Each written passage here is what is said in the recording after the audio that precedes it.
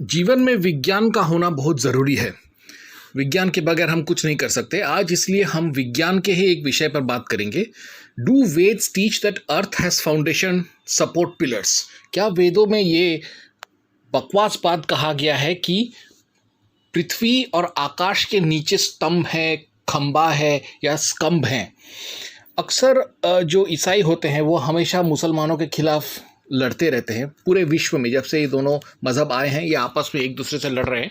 लेकिन जब ये हिंदू धर्म पर आक्रमण करने का बात आता है, हिंदू धर्म का नाश करने का बात आता है, तो ये दोनों एक हो जाते हैं। मैं इस प्रेजेंटेशन के माध्यम से वेदकाभेद.com का लेखक सुलेमान रिजवी और वर्डान क्रिश्चियन और ग्लोरी अपोलोजेटिक्स का फाउंडर पास्टर फ्रांसिस सलीवन दोनों को जवाब दूंगा। फ्रांसिस सलीवन ने वेदकाभेद.com से हूबहू अक्षरशः punctuation mark to punctuation mark, full stop to full stop उसने आर्टिकल से उठाया है वेदकाभेद.com से, और ये कहा है कि वेदों में ये शिक्षा है कि पृथ्वी और आकाश को फाउंडेशंस, कॉर्नरस्टोन्स, खंबा, स्तंभ, पिलर्स, कॉलम, पेग, सपोर्ट,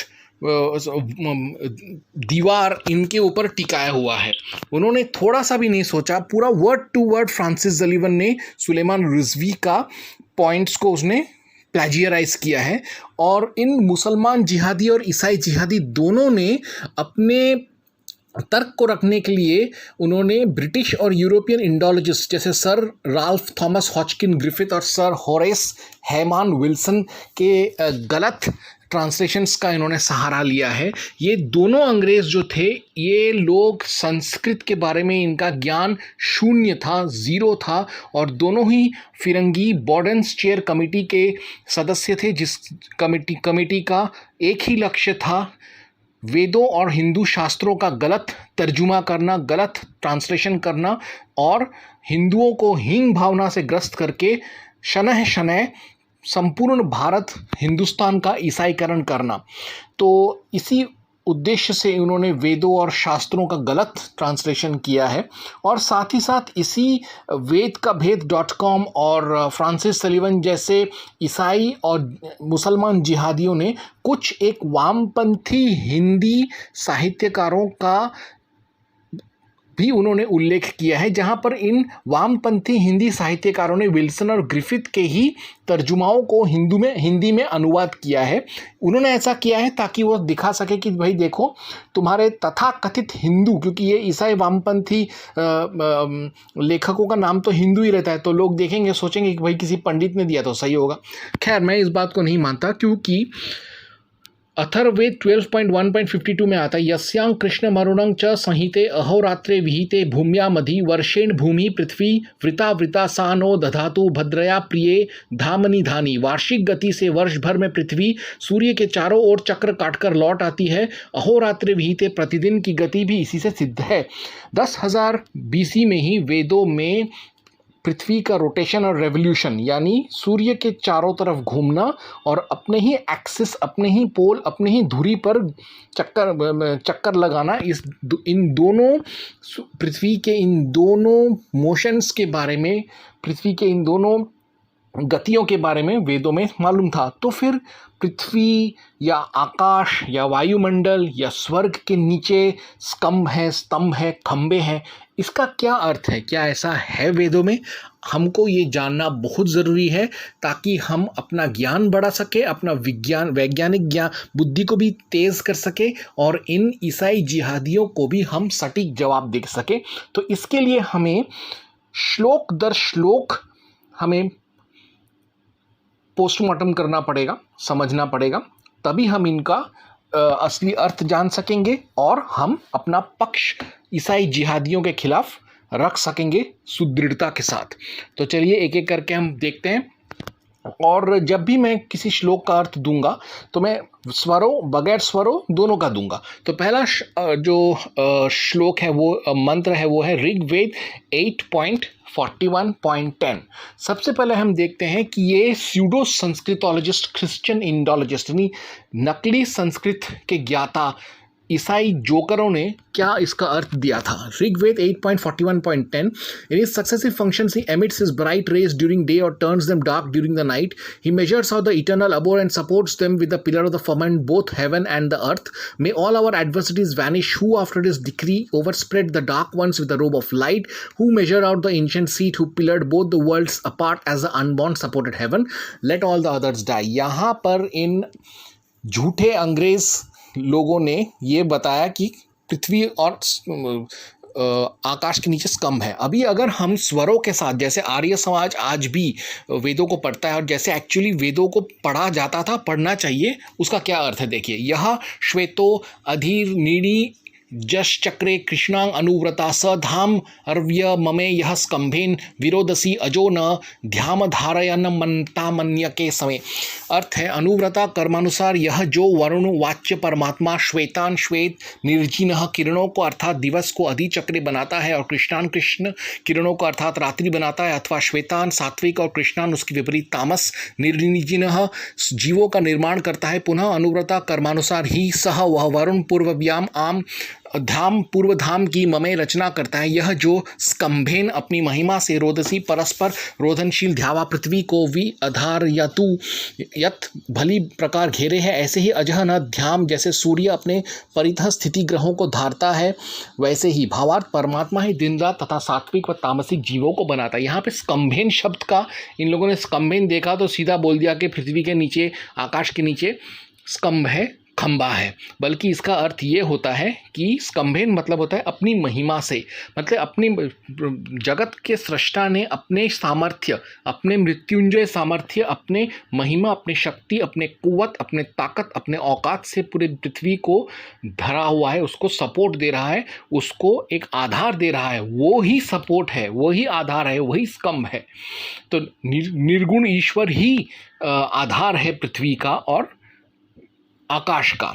अब हम देखते हैं ऋग्वेद 8.41.10 का अर्थ क्या होगा अगर हम पौराणिक जैसे साधारणतः बहुत ही आसान तरीके से बिना स्वरों के पढ़ते हैं तो उसका क्या अर्थ होगा।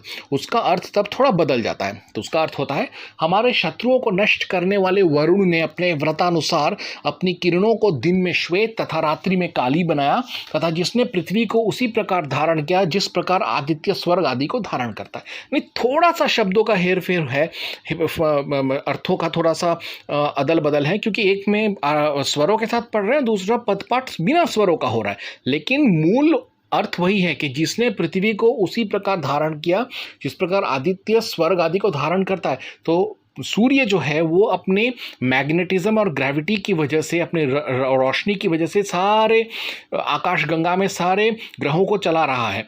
ठीक वैसे ही एक अदृश्य शक्ति से भगवान ने, ईश्वर ने पृथ्वी और आकाश को धारण किया हुआ है, धरा हुआ है। कोई स्तंभ नहीं लगे हुए, कोई छुए जा सकने वाले स्तंभ नहीं लगे हुए। तो ऋग्वेद 8.41.10 का असली अंग्रेजी अर्थ ऐसा होगा, in successive functions he emits his bright rays during day और turns them dark during the night. He measures out the eternal abode and supports the firmament both heaven and अर्थ।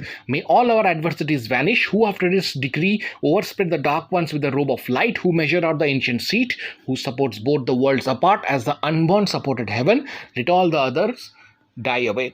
इसमें ईश्वर ने अपने अदृश्य शक्ति से पृथ्वी, वायुमंडल, आकाश और स्वर्ग लोक को धारण किया हुआ है, उसको आधार दिया हुआ है। यही इस मंत्र का अर्थ है। अब दूसरा मंत्र देखते हैं, ऋग्वेद 1.160.4। अब इसका जो अर्थ जो तथा कथित नकली संस्कृत ज्ञाता जो थे, जो ईसाई संस्कृत ज्ञाता जो थे, जो ईसाई अपने आप को संस्कृतज्ञ कहते थे, उन गवर्गंडों ने इसका क्या अर्थ दिया देखिए। Rigveda 1.160.4 among the skilful gods most skilled is he who made the two world halves which bring prosperity to all, who with great wisdom measured out both the regions out and established them with pillars that shall ne'er decay। Francis Sullivan बहुत ही हंस हंस के बोल रहा था कि ऋग्वेद 1.160.4 में ऐसे स्तंभों के ऊपर पृथ्वी को रखा गया जो कभी जर्जर नहीं होंगे। अब अगर स्वरों के साथ इस मंत्र को पढ़ें तो इसका अर्थ देखिए, अयं देवानाम पसाम पस्तो यो जनान रोदसी विश्व शंभुवा वी यो ममे रजसी सुक्रतुयया जरे भी स्कंभने भी समान ऋचे। यहाँ पे भी स्कंभने भी का अर्थ होता है सपोर्टेड देम एज पिलर्स, यानी आकाश पृथ्वी को प्रकट करने वाले परमात्मा ने ही उन दोनों की अत्यधिक वृद्धि की। यह परमात्मा देवताओं द्वारा स्तुत्य है। इसमें वही बात आ रहा है कि ईश्वर अपने कुव्वत से, परमात्मा अपने शक्ति से, अदृश्य शक्ति से जैसे हमको जीवन दे रहा है, वैसे ही पृथ्वी, आकाश और स्वर्गलोक और वायुमंडल को उसने धारण किया हुआ है। क्योंकि वो पालक है, वो जन्मदाता है, तो वो धारण भी करेगा। अब अगर हम स्वरों के साथ हम इसको पढ़ें तो देखिए इसका भी लगभग वही अर्थ है। जो अयम यह देवानाम पृथ्वी आदि लोकों के अपस्ताम कर्मों के बीच अपस्तमः अतीव क्रियावान है वह, यह जो विश्व शंभुवा सब में सुख की भावना करने वाले कर्म से रोदसी सूर्यलोक और भूमिलोक को जयान प्रकट करता है, या यह जो सुक्रतुया उत्तम बुद्धि कर्म और स्कंभे ने भी रुकावटों से और अजेरे भी हानिरहित संबंधों के साथ रजसी भूमिलोक और सूर्यलोक का विम में विविध प्रकार से मान करता है, उसी की मैं समाम ऋचे अच्छे प्रकार स्तुति करता हूँ। सृष्टि की उत्पत्ति, स्थिति और प्रलय करने आदि काम जिस जगदीश्वर के होते हैं, जो निश्चय के साथ कारण से समस्त नाना प्रकार के कार्य को रचकर अनंत बल से धारण करता है, उसी को सब लोग सदैव प्रशंसित करें। यहाँ पर भी वही है कि God supports earth in bad phases like a pillar. जैसे हमको जीवन में किसी आधार की ज़रूरत है जिस पर हम आश्रित हो सके, वैसे ही ईश्वर खुद अदृश्य होकर स्तंभ बनकर पृथ्वी और आकाश और वायुमंडल को वो सपोर्ट प्रदान कर रहा है। तो इसी से पता चलता है कि अर्थ वही है, चाहे हम स्वर से ले या बगैर स्वर ले। इसमें भी वही लिखा है कि ईश्वर ने रचकर अनंत बल से धारण किया है। तो इसमें कहीं पे ऋग्वेद 1.160.4 जो है वो पूरे ईश्वर के अदृश्य शक्ति के द्वारा पृथ्वी, आकाश और वायुमंडल को एक सहारा मिलने का बात है। यहाँ पर कोई असलियत में कोई खंबा नहीं लगा हुआ है आकाश, पृथ्वी या वायुमंडल के नीचे, ऊपर, आगे, पीछे या बीच में कहीं पर भी। तो ऋग्वेद 1.160.4 का असली हिंदी में अर्थ होगा, आकाश पृथ्वी को प्रकट करने वाले परमात्मा ने ही दोनों की अत्यधिक वृद्धि की, उनका स्तंभ बनकर उनको सहारा दिया, उनको अवरोधों से बचाया। यह परमात्मा ही कर्मशील देवताओं द्वारा स्तुतिय है। तो मैंने स्वरों और बगैर स्वरों दोनों का अर्थ को एनालाइज करके ये अर्थ दिया है। खैर, अभी हम तीसरे मंत्र पे जाते हैं। श्वेत यजुर्वेद 14.5 में, श्वेत यजुर्वेद इसलिए कह रहा हूँ, शुक्ल यजुर्वेद को बंगाल में बंगाली श्वेत यजुर्वेद कहते हैं और कुछ नहीं। तो अभी इस मंत्र में जो है पृथ्वी को अदिति, भूमि, पृथ्वी कहा गया है और उसको इष्टके भी कहा गया है। इष्टके या इष्टक का मतलब होता है ईंट। चूंकि ईंट जो है वो कीचड़ या मिट्टी से बनता है, इसीलिए पृथ्वी को भी इष्टके नाम से संबोधित किया गया है। तो अब हम देखते हैं कि इस इष्टके का एक बहुत बड़ा कंट्रीब्यूशन है, योगदान है वैदिक मंडप या यज्ञशाला में बनाने में, इसलिए उसको प्रशंसा किया जा रहा है, उसको अभिमंत्रित किया जा रहा है, उसमें प्राण प्रतिष्ठा किया जा रहा है। तो जो नकली संस्कृत के ईसाई पंडित जो थे, उन्होंने इसका अर्थ दिया है श्वेत Yajurveda 14.5, upon the back of Aditi I lay the इष्टके द स्काई सपोर्टर भुवन नाम पिलर स्तंभ ऑफ द क्वार्टर्स दिशानाम अधिपत्नी। तो इन्होंने कहा है कि जो पृथ्वी है वो स्तंभ है आकाश का और दिशाओं के अधिपति और स्तंभ है। तो ये देखकर ही फ्रांसिस सलीवन का तो एकदम पूरा उसका झड़ गया रहेगा कि देखो मैंने इसमें साबित कर दिया। तो देखते हैं हम असलियत में ये है क्या। आदित्यास्तवा पृष्ठे षष्ठे साध्या मंत्यरक्षस्यं धत्रीं विष्टम्भनीं दिशाम अधिपत्नीं भुवनानां उर्मी द्रंपसो अपामसी विश्वकर्मा ऋषिर्श्विनाध्वर्यु सोदयात मिह त्वा। तो ये ईसाई जो है उनके जो अंग्रेज पूर्वज थे, उन्होंने इसका ट्रांसलेशन किया है। इष्टके तुम भूर्वलोक को धारण करने वाली हो, पूर्व आदि दिशाओं का स्तंभन करने वाली हो, सब प्राणियों के स्वामिनी, तुमको प्रथम चिति रूप पृथ्वी के ऊपर स्थापित करता हूँ। तुम जस का रस और तरंगे हो, प्रजापति तुम्हारे दृष्टा है, अध्वर्यु अश्विनी कुमार तुम्हें स्थान में स्थापित करे। इन्होंने जो दिशा अधिपत्नी, दिशा स्तंभ, अंतरिक्ष धारिणी और स्वर्ग स्तंभ कहा है, ये जो विशेषणों से जो पृथ्वी को नवाजा गया है ये सही है, लेकिन क्यों नवाजा गया इन गवारगंडों का समझ में नहीं आया। तो अब हम देखते हैं कि पृथ्वी को दिशामाधिपत्नी क्यों कहा गया है। दिशामाधिपत्नी इसलिए कहा गया है कि 4 दिशा है, उत्तर पूर्व पश्चिम दक्षिण। तो पृथ्वी का जो चुंबकीय शक्ति है, मैग्नेटिज्म जिसे कहती है, मैग्नेटिक फोर्स जिसे कहते हैं, मैग्नेटिक फील्ड जिसे कहते हैं, उसकी वजह से ही नॉर्थ पोल बना है, नॉर्थ एक्सिस साउथ एक्सिस, उसकी वजह से ही हमको ज्ञान होता है उत्तर और दक्षिण का। अब पृथ्वी जो है सूर्य के चारों तरफ चक्कर काटती है, जिसकी वजह से दिन जो आपका साल बदलता है और अपनी धुरी पर ही वो घूमती रहती है, जिसकी वजह से हमको ऐसा लगता है कि सूर्यास्त हो रहा है, सूर्योदय हो रहा है। तो हमको मालूम है कि सूर्यास्त हुआ मतलब पश्चिम, सूर्योदय हुआ मतलब पूर्व। इसीलिए पृथ्वी के ही जो गति की वजह से अपने ही धुरी में और सूर्य की गति की वजह से दिशाओं का हमें ज्ञान होता है।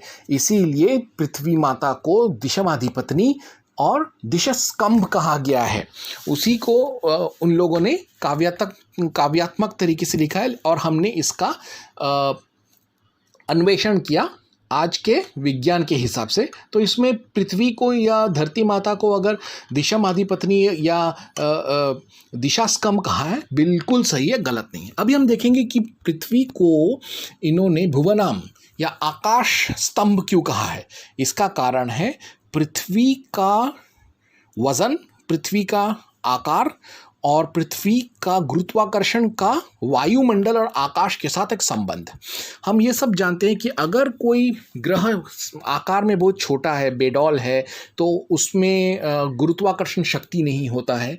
तो वो गुरुत्वाकर्षण शक्ति जो वायुमंडल के जो गैस मॉलिक्यूल्स है उस पर तगड़े तरीके से काम नहीं कर सकता और इसी वजह से उसका जो वायुमंडल होता है वो पतला हो जाता है और कभी कभी तो वह अंतरिक्ष में बिखर जाता है। परंतु पृथ्वी का आकार एकदम गोलाकार है, सुआकार है और मतलब एकदम वेल शेप्ड है और उसमें वज़न भी है और इसी वजह से उसका साइज़ भी, उसका आकार भी काफ़ी बड़ा है, छोटा नहीं है। और इसी वजह से उसमें एक तो उसमें चुंबकीय शक्ति है, दूसरा उसके अंदर सबसे महत्वपूर्ण गुरुत्वाकर्षण शक्ति है। ये गुरुत्वाकर्षण शक्ति वायुमंडल में जो स्थित जो वायु के जो कण हैं, जो गैस मॉलिक्यूल्स हैं, उनको वो पकड़ के रखता है अपनी तरफ। इसी वजह से वायुमंडल सुनिश्चित तौर पे ठहरा हुआ है पूरे पृथ्वी के चारों तरफ और वो अंतरिक्ष में बिखर नहीं जाता, अंतरिक्ष की तरफ छिटक नहीं जाता, अंतरिक्ष की तरफ उड़ नहीं जाता। इसी वजह से पृथ्वी को वायुमंडल और द्युलोक या फिर उसको स्वर्ग बोलिए या आकाश का स्कंभ या आधार कहा गया है, क्योंकि पृथ्वी के गुरुत्वाकर्षण और चुंबकीय शक्ति की वजह से ही वायुमंडल चारों तरफ है, वो कहीं जा नहीं सकता। इसी वजह से एक और चीज़ भी इसी वजह से उसको कहा गया है कि वो आकाश की स्तंभ है, आकाश का आधार है। यहाँ पे स्कंभ का मतलब खंबा नहीं है, स्तंभ का एक मतलब होता है आधार। तो वैसे ही पृथ्वी के गुरुत्वाकर्षण और चुंबकीय शक्ति की वजह से वो एक शक्ति प्रदर्शित करती है दूसरे ग्रहों पर, ताकि वो उससे अचानक टकरा ना जाए, वो सब अपनी ही गति में रहें। तो जैसे सूर्य अपना चुंबकीय शक्ति गुरुत्वाकर्षण का इस्तेमाल करता है दूसरे ग्रहों पर, पृथ्वी भी अपने पास आने वाले ग्रहों पर और सैटेलाइट या मून या तारों पर एक चुंबकीय प्रभाव, एक गुरुत्वाकर्षण प्रभाव देती है। इसलिए उसको अंतरिक्ष धारिणी कहा गया है। सूर्य की तरह वो भी पूरे हमारे आकाश गंगा अंतरिक्ष पर थोड़ा प्रभाव डाल के उसको सबको, सारे ग्रहों को नियमित तौर पर चलने पर मदद करता है। इसीलिए पृथ्वी को भुवनानाम, भुवनस्य स्कंभ, अंतरिक्ष धारिणी या दिशास्कंभ कहा जाए तो बिल्कुल सही है, वैज्ञानिक तौर पर बिल्कुल सही है और इसमें कोई गलत नहीं है। तो इसी मंत्र को अगर हम पढ़े श्वेत यजुर्वेद 14.5 को बगैर स्वरों का, तो इसका अर्थ देखिए, दिशाओं को स्तंभित करने एवं अंतरिक्ष को धारण करने वाली हे इष्टके, तू सभी प्राणियों की अधीश्वरी है। हम तुझे प्रथम चिति पर स्थापित करते हैं, तू रस रूपी जल की तरंग के समान है, तेरे दृष्टा विश्वकर्मा ऋषि हैं, देवताओं के अध्वर्यो अश्विद्वय तुझे इस स्थान पर स्थापित करें। तो इसमें हम देख रहे हैं कि जो बात हो रहा है यहाँ पर अंतरिक्ष धारिणी और दिशास्कंभ ये बिल्कुल सही है। तो स्वरों के बगैर स्वरों का तो अर्थ हमेशा साधारण और बहुत ही आसान होता है, तो उसमें ये आसानी से ये हम समझ सकते हैं। अब बात आता है, इसको अगर हम स्वरों के साथ पढ़ें तो क्या होगा, तो उसका अर्थ बहुत हद तक बदल जाता है। देखिए आप, इसका बदल होता है, हे स्त्री जो तेरा विश्वकर्मा सब शुभ कर्मों से युक्त ऋषि विज्ञानदाता पति में अंतरिक्षस्य अंतःकरण के नाश रहित विज्ञान को धरित्रीम धारण करने दिशाम पूर्वादि दिशाओं की विष्टभनिम आधार और भुवनानाम संतानोत्पत्ति के निमित्त वरों की अधिपत्नी अधिष्ठाता होने से पालन करने वाली त्वा तुझको सूर्य के किरण के समान आदित्य पृथ्वी के पृष्ठे पीठ पर सादायामी घर की अधिकारिणी स्थापित करता हूँ। जा तू अपाम जलों की उर्मी तरंग के सदृश द्रपसा आनंद युक्त असी है, उस त्वा तुझको यह इस गृहाश्रम में अध्वर्यु रक्षा के निमित्त यज्ञ को करने वाले अश्विना विद्या में व्याप बुद्धि अध्यापक और उपदेशक पुरुष साध्यताम स्थापित करे। इस मंत्र में वाच लुप्तोपलंकार है, जो स्त्री अविनाशी सुख देने हारी सब दिशाओं में प्रसिद्ध कीर्ति वाली विद्वान पतियों से युक्त सदा आनंदित हैं, वे ही गृहाश्रम का धर्म पालने और उसी की उन्नति के लिए समर्थ होती हैं।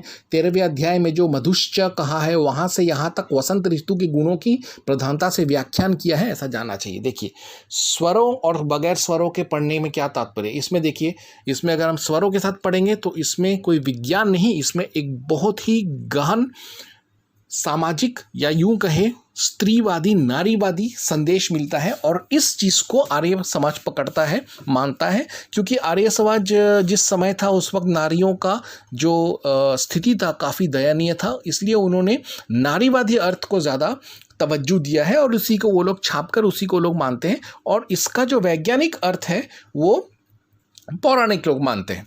तो इस पर मैं आगे और चर्चा करूंगा। तो अभी चौथा जो मंत्र हम देखेंगे वह है श्वेत यजुर्वेद 5.16 5.16। तो अब हम देखते हैं कि इसमें जो गवर्गंड ईसाई इंडोलॉजिस्ट थे उन्होंने इसका क्या अर्थ दिया है। इरावती धेनुमति ही भूतं सुयवसिनी मने मनवे दशस्या व्यस्कंभना रोदसी विष्णव देते वेते दादर्थ पृथ्वी मभितो मयूखैः स्वाहा। हे ध्यावा पृथ्वी, तुम इस यजमान के कल्याणार्थ अन्न जल वाली बहुत सी धेनुओं से युक्त बहुत से उत्तम खाने के पदार्थ वाली ज्ञानी यजमान के लिए यज्ञ साधनों को देने वाली हो। हे सर्वव्यापी परमात्मन, आप स्वर्ग और पृथ्वी को स्तंभित किए हुए हैं, पृथ्वी को अपने तेजः स्वरूप सूर्य चंद्र आदि के द्वारा सब ओर से धारण किए हुए हैं। उस विष्णु को हम यह आहुति देते हैं। आहनीय अग्नि के ईशान कोण में रक्षित उत्तर हविर्धान शकट के दक्षिण चक्र मार्ग से सुवर्ण रखकर यजमान सुए और स्थाली को लेकर बार बार आहुति दे। Rich in sweet food be ye, and rich in milch kind with fertile pastures, fair to do men service both these worlds. Vishnu has thou stayed asunder and fixed firmly the earth with pegs. Hindi और अंग्रेजी में इन गधों ने एक ही मंत्र में गलती किया है। उसमें अंग्रेजी में लिखा है कि पृथ्वी के नीचे खंबे हैं, और उसका जब हिंदी अनुवाद किया है वामपंथियों ने अंग्रेजी अर्थ के आधार पर, तो उसमें उन्होंने कहा है कि जैसे सूर्य सारे ग्रहों को पकड़ के रखता है, वैसे ही ईश्वर ने अदृश्य शक्ति से पकड़ के रखा है पृथ्वी और आकाश को। तो हिंदी तर्जुमा इन्होंने ठीक किया है, लगभग ठीक किया है, और अंग्रेजी में पूरा का गुड़ गोबर कर दिया। खैर, इसका अगर हम स्वरों के साथ अगर आर्य समाजों की तरफ पढ़े तो इसका अर्थ देखिए। हे विष्णु सर्वव्यापी जगदीश्वर, जो आप इस इरावती उत्तम अन्न युक्त धेनुमती प्रशंसनीय बहुत वाभिर्भुक्त प्रजा या पशुयुक्त सुयमिनी बहुत मिश्रित अमिश्रित वस्तुओं से सहित भूमि व वाणी भूमि निश्चय करके वेदवाणी व उत्पन्न हुए सब जगत को ज्ञान प्रकाश आदि गुणों से सब ओर से धारण और रोदसी प्रकाश व पृथ्वीलोक को व्यस्कंभना सम्यक स्तंभन करते हो उन विज्ञान युक्त दशन अर्थात दांतों के बीच में स्थित जिह्वा के समान आचरण करने वाले आपके लिए ये हम लोग सब जगत को निवेदन करते हैं। जो विष्णु व्यापनशील प्राण, जो उत्तम अन्न युक्त पशु सहित बहुत मिश्रित अमिश्रित पदार्थ वाली भूमि व वाणी है, उस भूमि व इंद्रिय को किरणों अपने बल आदि सब प्रकार धारण करता व प्रकाश भूमि को स्तंभन करता है। इस दशन और दांत के समान आचरण करने व विज्ञान युक्त सूर्य के लिए निश्चय करके सब जगत को करने के लिए ईश्वर ने दिया है। ऐसा ये सब हम लोग जानते हैं। इस मंत्र में श्लेप अहंकार है, जैसे सूर्य अपनी किरणों के सब भूमि आदि जगत को प्रकाश, आकर्षण और विभाग करके धारण करता है, वैसे ही परमेश्वर और प्राण ने अपने सामर्थ्य से सब सूर्य आदि जगत को धारण करके अच्छे प्रकार स्थापन किया है। तो यानी वामपंथियों ने एक तरीके से इसी आर्य समाजियों के स्वर वाले अर्थ को लिया है कि जैसे सूर्य सारे ग्रहों को अपने अदृश्य चुंबकीय शक्ति और गुरुत्वाकर्षण से धारण करता है, जगह पर रखता है, वैसे ही पृथ्वी और आकाश को ईश्वर ने अपने अदृश्य निर्गुण शक्ति से धारण किया है। लेकिन इन लोग जो कहते हैं कि हमने अंग्रेज़ों के इस अंग्रेज़ी तर्जुमे के आधार पर हम वामपंथियों ने हिंदी अनुवाद किया है, वो उन अंग्रेज़ों का मूल अंग्रेज़ी अनुवाद में लिखा है कि विष्णु ने पृथ्वी के नीचे खंबे खूंटे लगा के रखे हैं। तो कितना बड़ा जालसाजी है, आप देखिए। उनको खुद को मालूम नहीं वो लोग क्या तर्जुमा कर रहे हैं, क्या अनुवाद कर रहे हैं। खैर, आर्य समाजियों का अर्थ देखा, अभी हम पौराणिकों का अर्थ देखते हैं। ये बहुत ही सरल अर्थ है, देखिए आप। हे ध्यावा पृथ्वी, पृथ्वी एवं स्वर्ग, यजमान के कल्याण के निमित्त तू बहुत अन्न, गौ एवं पदार्थों को देने वाली और विज्ञान आदि की वृद्धि करने वाली है। तू विवेकशील पुरुषों को यज्ञ साधन प्रदान करने वाली है। हे विष्णु, तूने ध्यावा और पृथ्वी दोनों को विभक्त कर स्तंभित किया है। पृथ्वी लोक को तूने तेजस्वी रश्मियों से परिव्याप्त कर लिया है, यह आहुति तुझे समर्पित है। तो इसमें जो पौराणिकों का अर्थ है उसमें भी वही स्तंभित किया है, धारण किया हुआ है, कहा है। लेकिन अभी यहाँ पर मुझे लगता है मुझे अब बोलना चाहिए कि स्तंभित करने का अर्थ क्या है। अगर हम वैदिक भाषा का अगर हम ख्याल रखें तो अभी हमने तो पहले देख लिया कि द्युलोक को स्तंभित करने का क्या अर्थ होता है, कि द्युलोक यानी आकाश, वायुमंडल, या उससे पौराणिक भाषा में स्वर्ग बोल दीजिए, वो वायुमंडल पृथ्वी से दूर न जाए, वो पृथ्वी से ही चिपक कर रहे। ये प्रावधान तो ईश्वर ने ही किया है, पृथ्वी ईश्वरी है। तो पृथ्वी के चारों तरफ वायुमंडल को स्तंभन किया है, पकड़ के रखा है ताकि वो निकल ना जाए। तो इसका ये द्युलोक, आकाश को स्तंभित करने का अर्थ यही होता है। अभी आप बोलेंगे अच्छा, तो अगर आकाश को स्तंभित किया है तो पृथ्वी को स्तंभित किया हुआ, इसका मतलब ये हुआ कि पृथ्वी चलती नहीं है, घूमती नहीं है, चक्कर नहीं काटती है, अपनी धुरी पर नहीं घूमती है, वो अपनी जगह स्टैटिक है, फिक्स्ड है। नहीं, पृथ्वी स्टैटिक नहीं है, पृथ्वी स्टेबल है। मैंने आपको पहले ही बताया कि प्रेजेंटेशन के पहले ही कि अथर्ववेद 12.1.52 में यस्यां कृष्ण मरुणं च संहिते अहोरात्रे विहिते भूम्या मधि वर्षेण भूमि पृथ्व्या वृता वृता सानो दधातु भद्रया प्रिय श्राम निधा मणि। इसमें वार्षिक गति से वर्ष भर में पृथ्वी सूर्य के चारों ओर चक्कर काटकर लौट आती है। वर्षेण भूमि पृथ्वी वृता वृता अहोरात्रि विहिते, प्रतिदिन की गति भी इसी से सिद्ध है। मैंने पहले बताया कि अर्थ का रोटेशन, रेवोल्यूशन, मोशंस के बारे में वैदिक आर्यों को ज्ञान था।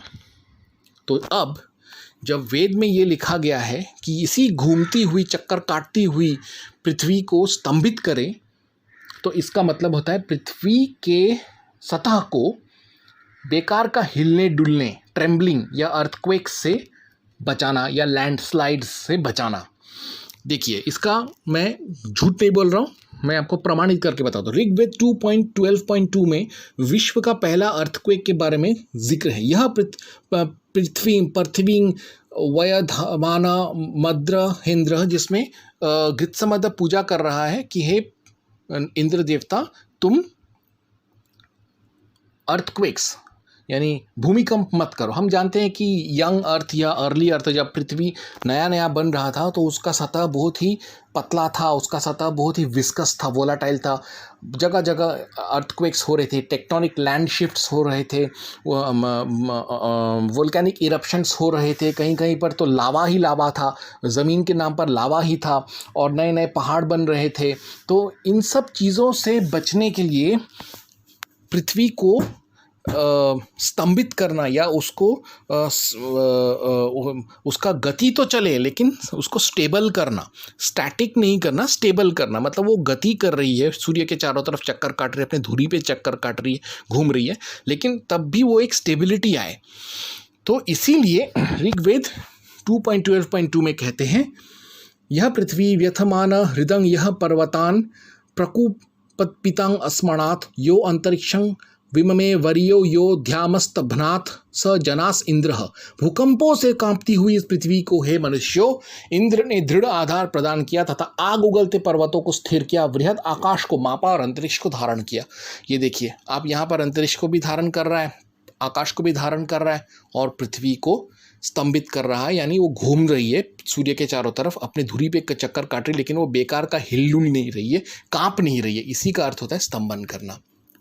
अब हम पांचवा मंत्र देखेंगे। तो इतना तक सबको लोगों को समझ में आ गया कि स्तंभित करने का मतलब ये नहीं कि उसका रेवोल्यूशन, रोटेशन, चक्कर काटना है, धुरी पर चक्कर काटना बंद करना है। उसका मतलब है उसके कंपन को, उसके अर्थक्वेक्स और ट्रेमलिंग को रोकना।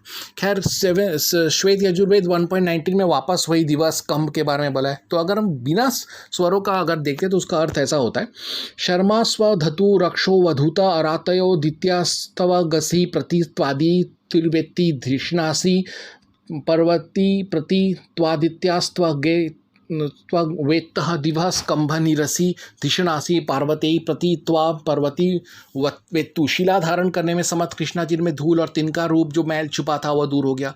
इस कर्म के द्वारा यजमान के बैरी भी पतित हो गए। पृथ्वी की त्वचा रूप कृष्णाजिन को पृथ्वी धारण करे और अपनी त्वचा ही माने। हे शिला, तू पीसने की आश्रय भूता है और पर्वत के खंड से निर्मित हुई है तथा बुद्धि का धारण करता है। यह मृग चर्म पृथ्वी की त्वचा की भांति है तो पृथ्वी का अस्थि रूप है।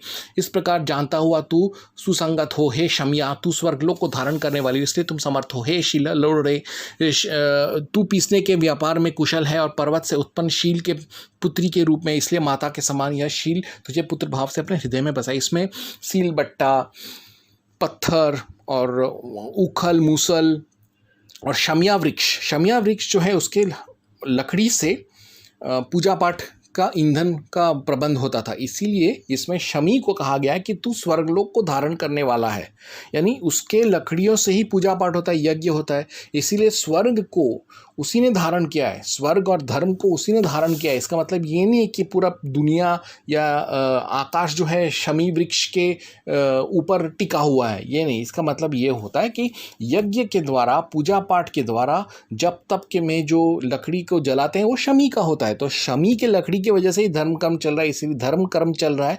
इसीलिए शमी ही स्वर्ग को उसने धारण किया हुआ है, सपोर्ट किया हुआ है, उसको बेयर किया हुआ है। तो इसी का अर्थ होता है कि कैसे शमी जो है उसने स्वर्ग को, आकाश को या वायुमंडल बोलिए उसको उसने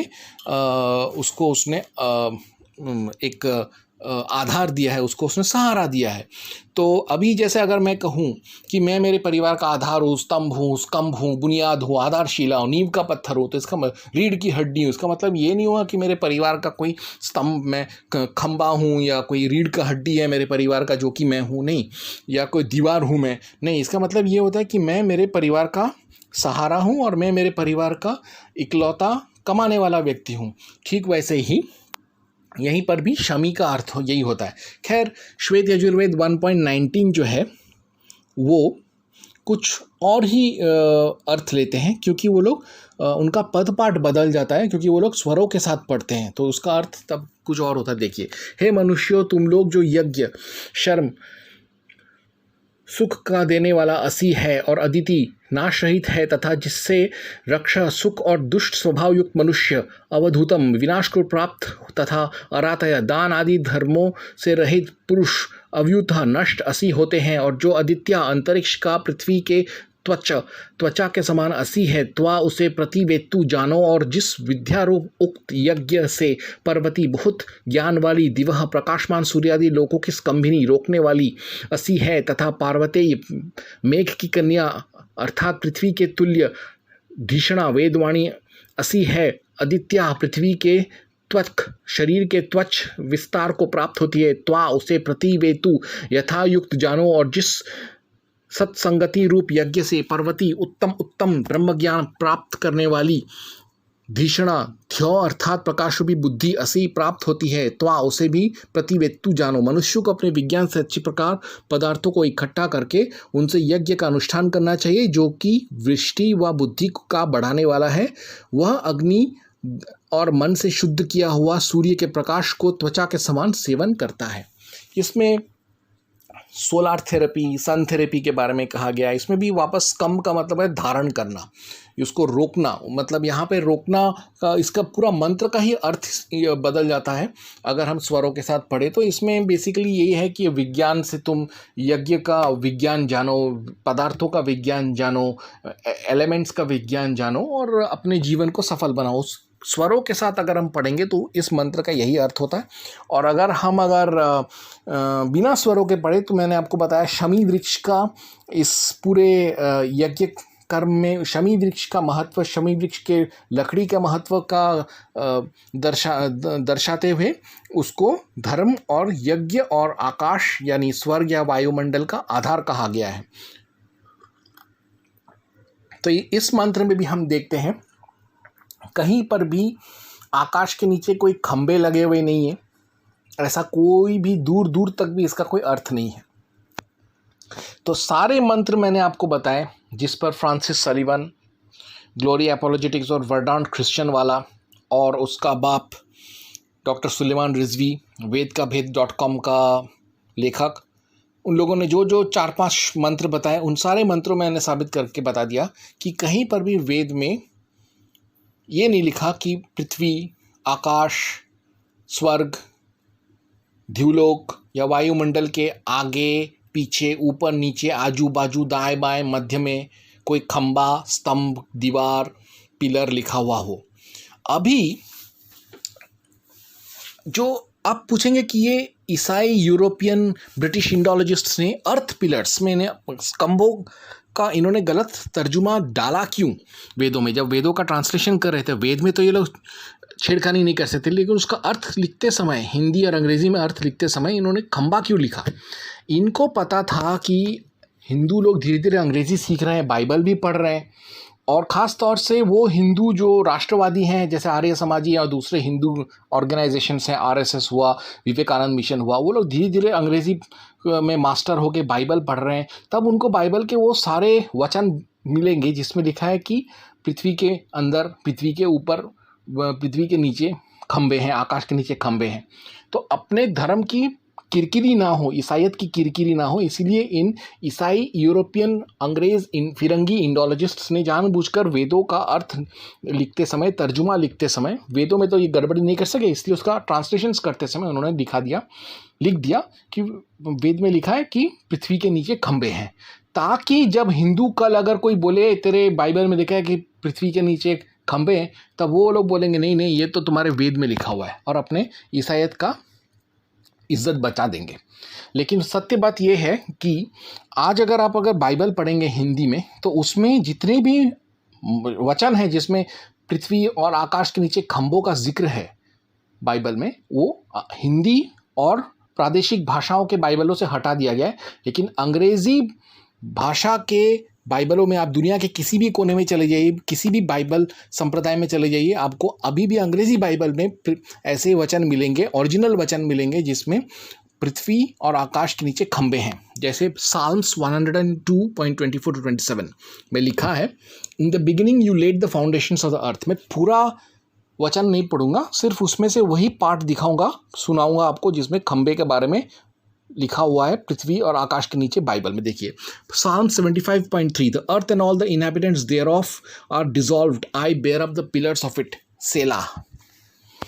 और भी देखिए, ये तो शुरुआत है, ऐसे कई जगह हैं जहाँ पे बाइबल कहता है कि पृथ्वी के नीचे, आकाश के नीचे खंबे हैं, और इस चीज़ को छुपाने के लिए, अपने पाप को छुपाने के लिए, अपने अज्ञानता को छिपाने के लिए उन्होंने, अंग्रेज़ों ने, फिरंगियों ने दिखाया उनके वेद के ट्रांसलेशंस में कि देखो भाई तुम्हारे वेद में लिखा है पृथ्वी के नीचे, आकाश के नीचे खंबे हैं। एक और ज्वलंत उदाहरण देखिए, Psalms 18.5, and the foundations of the earth were uncovered, यानी इसमें लिखा हुआ है कि पृथ्वी के नीचे जो खंबे हैं उनके छिलकों को निकाला गया, उनको एक्सपोज कर दिया। फिर Hebrews 1.8-12 में लिखा है 10वें वचन में, in the beginning Lord you laid the foundations of the अर्थ।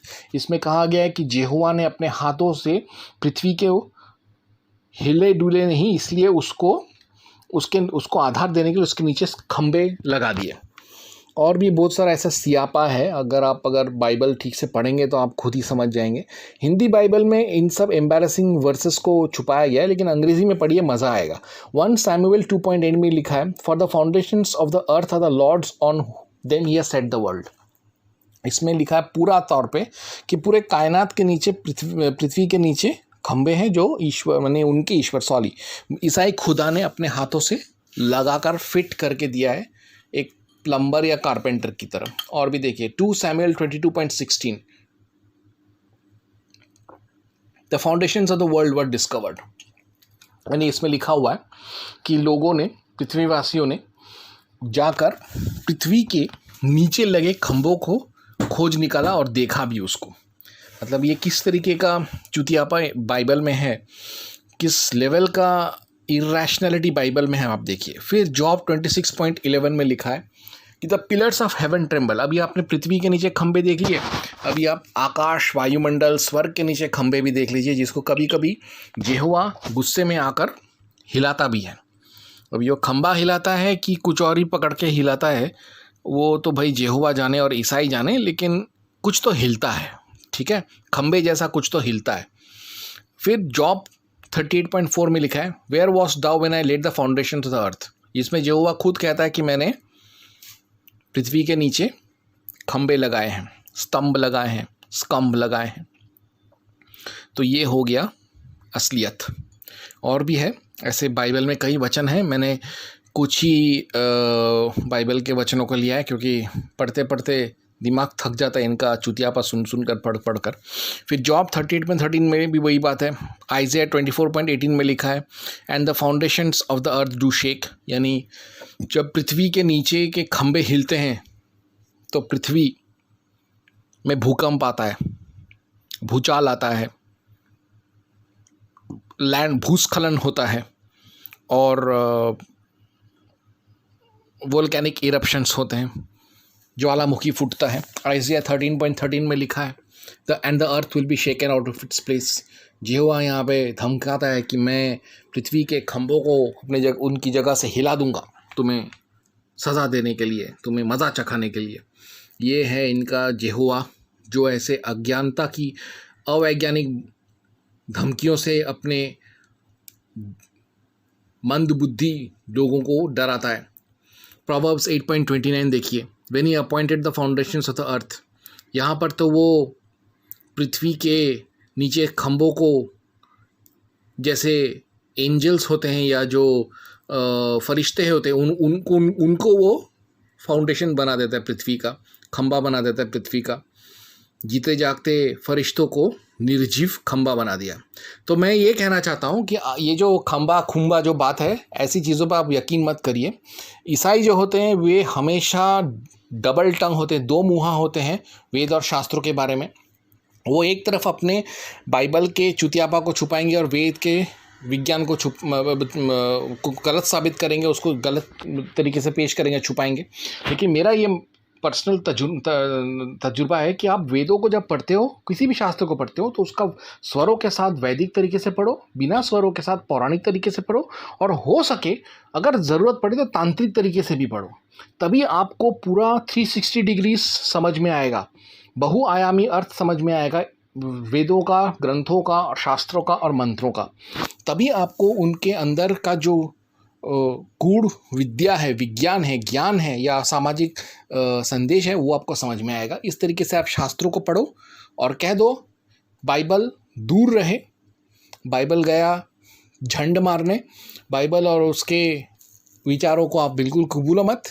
ये अगर हमारे शास्त्रों पर खंबा दिखाते हैं तो आप भी इनके बाइबल और ईसाइयत को अपना खंबा दिखा दो। समझ गए ना खंबे का क्या मतलब है? अपना खंबा दिखा दो उन ईसाइयों को जो कहते हैं कि वेदों में कहा गया कि पृथ्वी और आकाश के नीचे खंबा है।